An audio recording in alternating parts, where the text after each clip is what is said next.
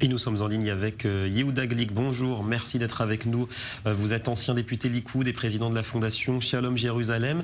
On vient de voir ce constat, à savoir que le plan de souveraineté israélienne initié par Binyamin Netanyahou ne fait pas vraiment l'unanimité aujourd'hui. Quelle est votre opinion à vous, votre avis?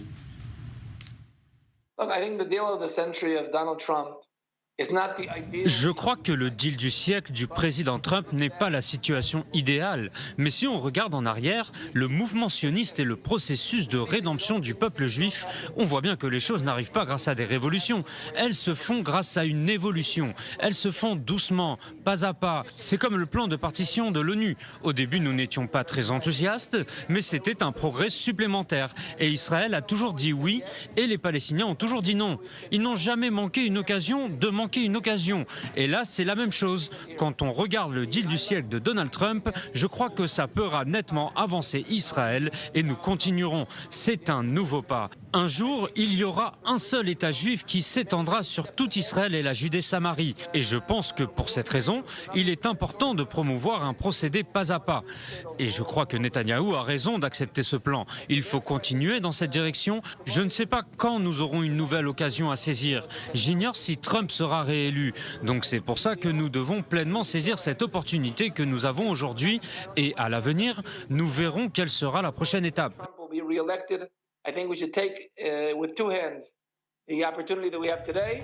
Alors on vous interroge aussi, Yehuda Glick, parce que vous avez fait l'objet d'une nouvelle agression jeudi dernier. Vous étiez rendu auprès de la famille d'Iyad al-Khalak, palestinien, on le rappelle, tué par erreur par un policier israélien, pour présenter vos condoléances.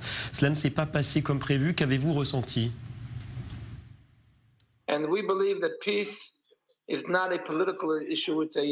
C'est une très bonne question. Comme vous le savez, aujourd'hui, je suis à la tête de l'association Fondation Shalom Jérusalem, un mouvement international pour la paix.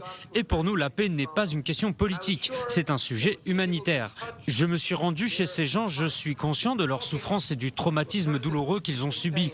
Je pensais pouvoir atteindre leur cœur parce que, d'un point de vue humain, quand on parle à une personne qui souffre et qu'on fait preuve d'empathie, qu'on engage un dialogue humanitaire, on encourage l'amour et la paix entre les hommes.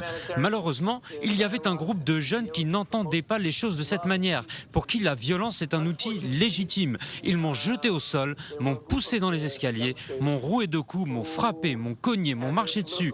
Ils étaient 30 contre moi. C'était un vrai lynchage et ça m'a complètement traumatisé. J'ai prié Dieu qu'il ne soit pas armé de couteaux, de revolvers ou de haches et que je reste en vie. C'est très triste que la violence soit légitime pour certaines personnes, mais avec les membres de mon association, nous allons continuer à nous adresser au monde entier, à tous ces êtres humains qui ont été créés à l'image de Dieu, et nous ferons tout notre possible pour continuer à dire que Jérusalem est la base de la foi.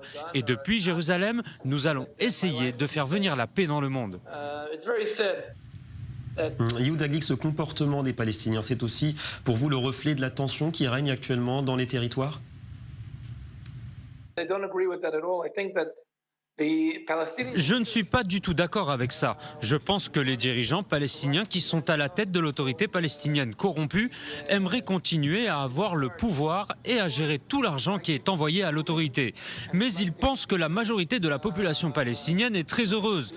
Concernant l'annexion de la Judée-Samarie par Israël, je pense que la population palestinienne préférerait vivre sous souveraineté israélienne et avoir la nationalité israélienne plutôt que de continuer à vivre sous la souveraineté de l'autorité palestinienne corrompue. Merci beaucoup Yehuda Glick d'avoir accepté de répondre à nos questions.